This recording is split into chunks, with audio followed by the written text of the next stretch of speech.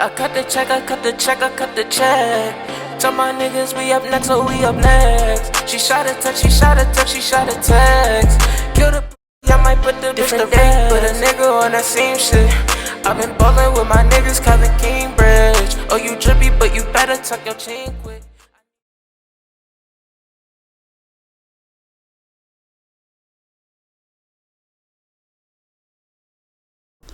Hey, what's good, y'all? We back again with another episode of Between the Lines, man. Y'all see it, man. The mic stand's back, man. I've seen so many people saying, hey, stop touching the mic or bring the mic stand back or the voice don't sound good.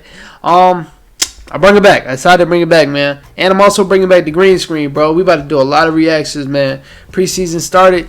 If the game's interesting, I'm definitely reacting to it.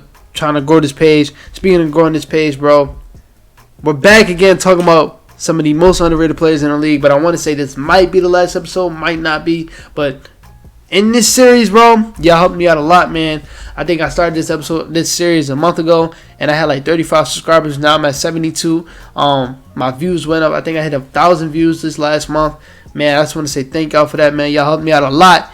Helped me out with my confidence, man. I didn't know if this podcast shit was for me, man, but this past month, man, the feedback I've been getting, not just the views, not just the people watching the video, but like, man, y'all commenting, saying I love the content and all that, man. That shit means a lot. So I just want to say thank y'all for that, man. Y'all helped me out a lot. And I'm not going to lie, not holding the mic feel kind of good. I'm not even going to lie. I feel kind of good. So yeah, man, back again talking about some underrated players in the league. Like I said, this might be my last episode. It might not be. Hopefully not. I think I got another player or another two players. I actually got two, bro. Ooh, I got two. I might come back tomorrow. I just thought about this. Let me write this down in my notes, bro. Because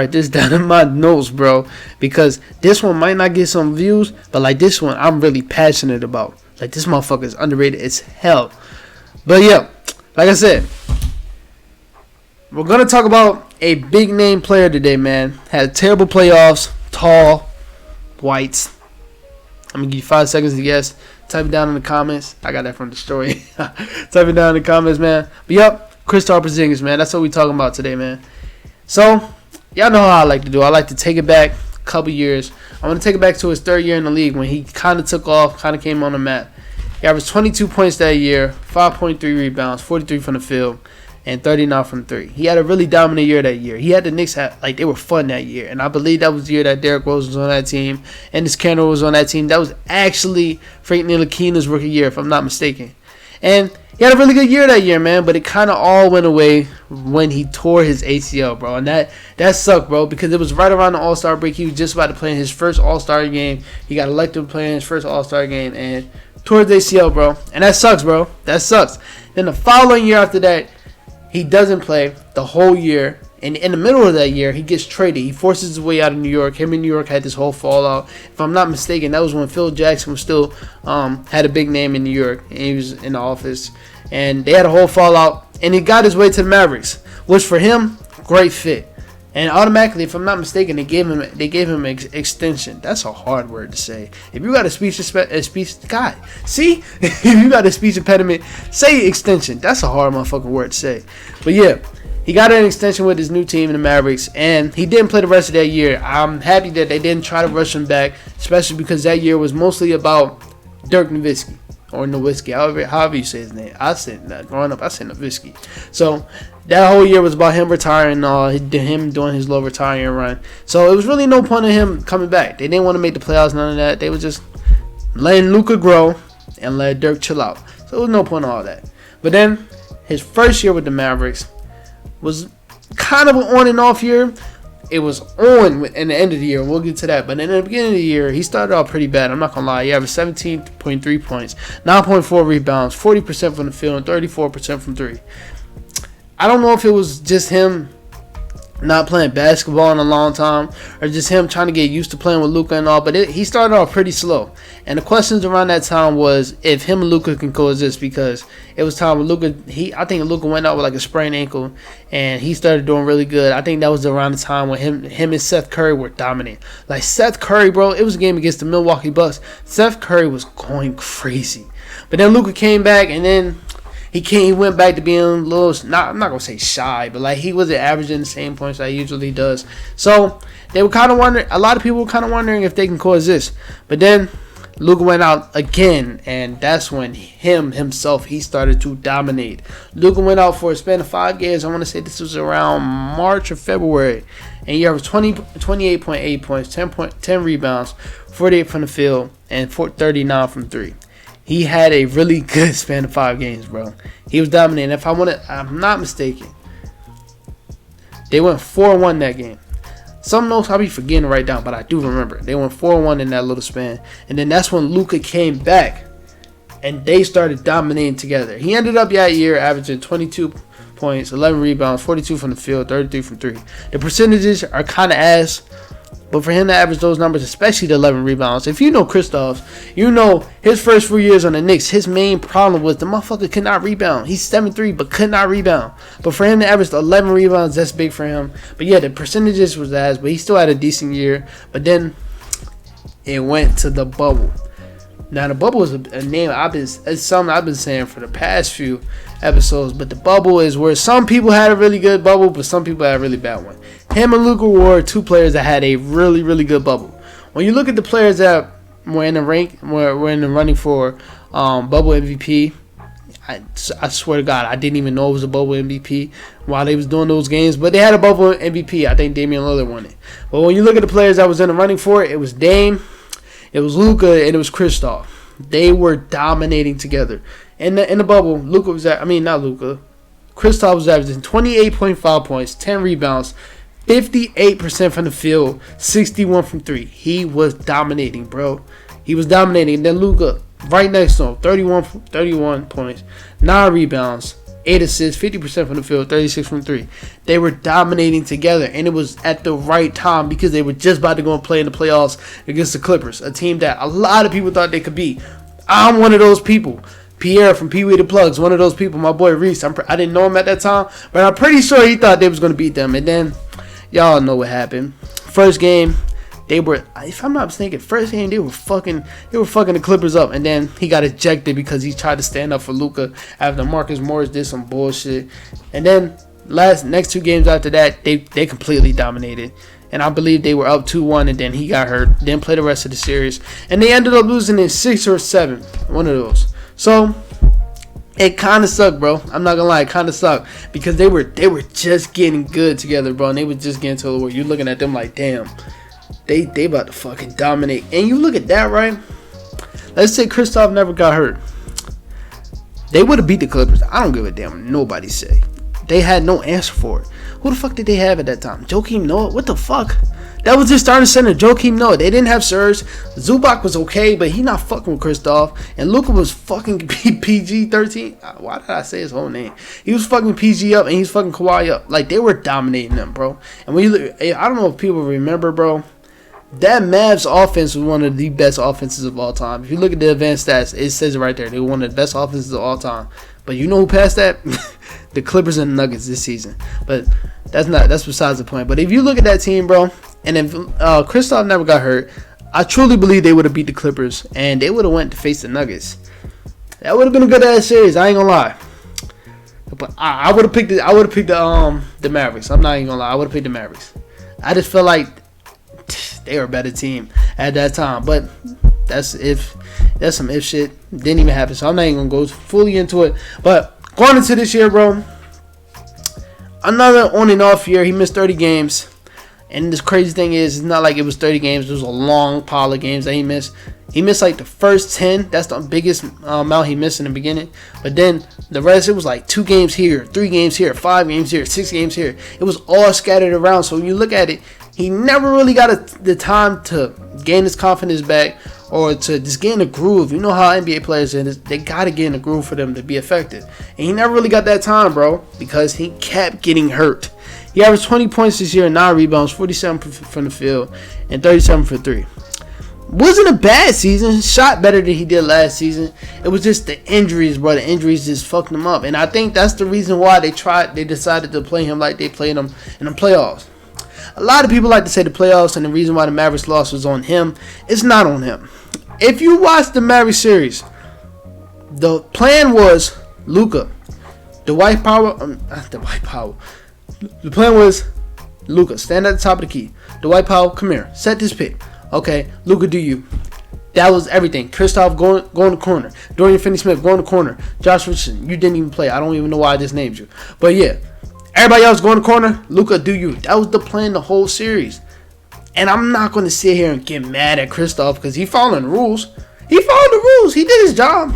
He barely got the passes when he was in the corner in the first place. Sometimes it looked like Luka would just look him off and just shoot the shot anyway.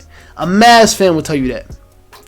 He didn't really get an opportunity to beat Kristaps in the playoffs because they didn't give it to him, bro. It was just Luka. And the crazy part is they just went from having one of the best offenses of all time to this year. It was so Luka heavy. And that was one of the main problems, bro. Luka can do it. He'll give you 47, 13, 13, but like, are you going to win? Most likely not. Because on the other team, you got Kawhi getting you 34. Paul George getting you 34. Reggie Jackson getting you 20. It's more of a cohesive, because everybody's scoring. Everybody's doing their job. But you can't really do that. He couldn't really do nothing this playoffs, bro. That's the one thing I don't feel like a lot of people like to talk about, bro. He was in the corner the whole time. If you watch the game, you can watch the highlights to see it. He's in the corner the whole time. That's the crazy part. And I'm watching this. I'm tweeting this out too. I'm like, bro, I don't want to see no Kristaps hate today because he's in the fucking corner. That's the game plan. Go in the corner. Sit there. And then you seen a report that came out literally a couple weeks after the playoffs. My job was to go in the corner. That's basically what he said. Just go in the corner and wait for the shot. Wait for the ball to come to you. And he had a terrible playoffs, bro. I'm not going to put all that on the game plan. He did have a bad playoffs. Like, defensive-wise, they were fucking him up. I ain't even going to lie. But still, you can't expect 7-footer to guard Reggie Jackson. Reggie Jackson a little fast ass. But when I look at Kristaps, bro, the reason why I say he's overrated, just because the way he was used last year was kind of bad. But if the Mavericks can get back to the way they were using him in 2019, 2020, I think they'll be good. I think they'll be really good. Like 2019, 2020, he was used as a screen and roller for Luka. They played him in the post. They gave him some post shots. And he just got more shots, bro. But like this year, I understand it. Now looking at it, I understand it because he never got a chance to get into his groove. But the one thing that I'm just hoping that they can do next year is just give him the ball more. Take the ball off Luka's hands. Let Kristaps do a little bit more. I feel like, bro, this is something I watch a lot of Mavs games because like Luka is that guy and Kristaps is my guy. But they're not on TV a lot. They're on TV like 15 times a year. That's a lot, actually. I'm not even gonna lie. But still, when I'm watching Mavs games, I feel like I rarely see them do pick and rolls with Luka and KP. And I question that a lot, bro. Because if you do a pick and roll with them two, bro, what? How do you stop that? You get Luka off the pick and roll, he's just going to dive. That's an easy layup. He's going to get it in one. Or he can just step back, shoot a three. Or he can pass to the KP, he'll shoot the three, or he'll dive, alley-hoop, easy. But I felt like they rarely did that. When they did pick and rolls with Luka, it was like Dwight Powell, Maxi Kleber, Boban Marjanovic. Like, they rarely did it with KP. And KP, you can get the most out of KP in the pick and roll, especially with Luka. And then, so another thing I feel like the Mavs got to do with Kristaps is, while making him more active in the offense, I'm sorry for the lighting was bad. I'm actually adding this into the video because I forgot to say it. I feel like they got to use his footwork a little bit more. Put him in the post a lot more. The thing that made him do so good when in the 2019-2020 season, that's when he was in the post a lot. He was shooting a lot of threes. Like, he's really good at shooting threes. As far as I'm talking about, like logo threes, he shot a lot of them the past few years. But when he was really cooking in the 2019-2020 season, that's when he was in the post using his footwork. That's something that doesn't get talked about enough. His footwork is crazy. I feel like they got to use that a lot more if they want to just not only excel as far as like getting better and going further in the playoffs, but like I feel like that will help Luka play better. That will help him more off ball. Because if you let him play in the post a lot, that would draw more attention on KP, allow other players to cut, like Luka, like Dorian Finney-Smith. KP is also a willing passer, a decent passer. And I feel like that would just unlock another aspect or just unlock something else in the Mavs offense and just it can take them to the next level because they already have a really, really good offense. So as far as just adding more plays for Kristaps, especially plays in the post, and just giving him the ball more, bro, that will just help the Mavs. But I just want him I want him to get used more in the post, because it's really hard to guard him in the post. He'll fade away on you real quick. He'll shoot over you. You can't really block that. Sorry if my lighting look bad. I kind of did this video at a bad time. But still, he's really unstoppable in the post. It's just about consistency, bro. And the one thing I want from him is being available. What do they say? Availability is the best ability. I don't know. I think that's what they say. Just being available, bro. He was out literally most of the year. 30 games. It was only 72 games this season. And he was out for 30 of them. That's a lot.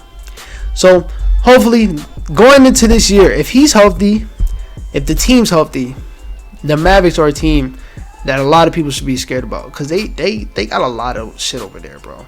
Jalen Brunson, like I said, I got a lot of names that go in 6 man of the year. Jalen Brunson's up there. He's up there. Dorian Finney-Smith, I like how he gets better every year. Like, he started off just as a 3-and-D guy, couldn't really shoot the 3 enough. Past few years, he learned how to shoot the 3. But now I'm watching him, like, I'm seeing him create some of his shots sometimes. I'm like, okay.